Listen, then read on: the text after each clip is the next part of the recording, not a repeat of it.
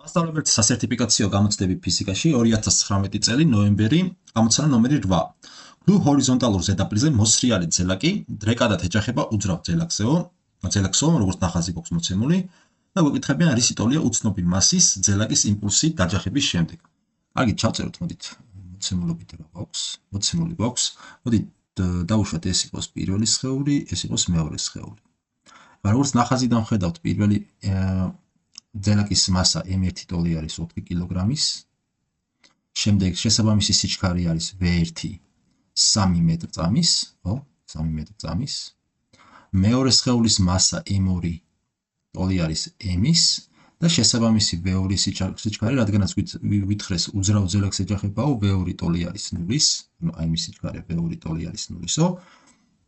შემდეგ დაჯახების შემდეგ ბუნებრივია მასები არ შეცვლია, თუმცა სიჩქარეები შეიცვალა, ანუ V1 პრიმი გამხდარა 1 მეტრწამი შესაბამისად და V2 პრიმი ტოლი გამხდარა V ტოლი და გვეკითხებიან ჩვენ იმპულსს, მეორე ძელაკის იმპულსს დაჯახების შემდეგ და მოდით ამას დავარქვათ V2 პრიმს გვეკითხებიან ესე იგი, ხო?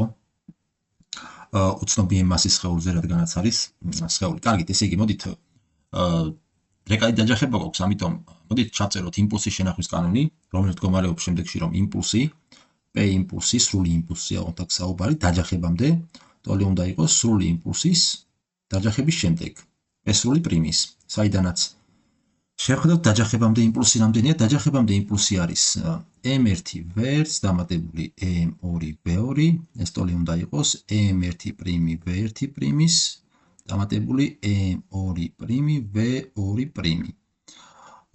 კი ბატონო, აქ პრიმები მასებს არ უნდა, იმიტომ რომ ერთი და იგივეა, M1 და M2 არ შეცვლილა.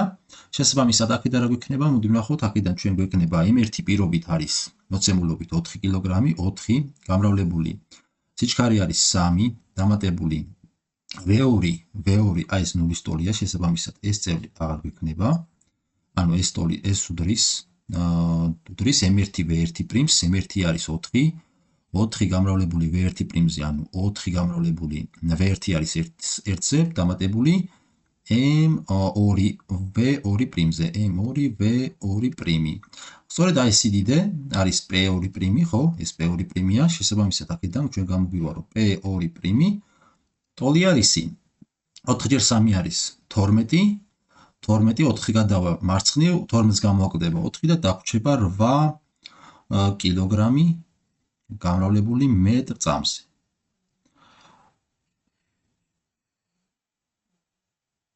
შესაბამისად, პასუხი არის A, 8 კილოგრამი მეტრწამი.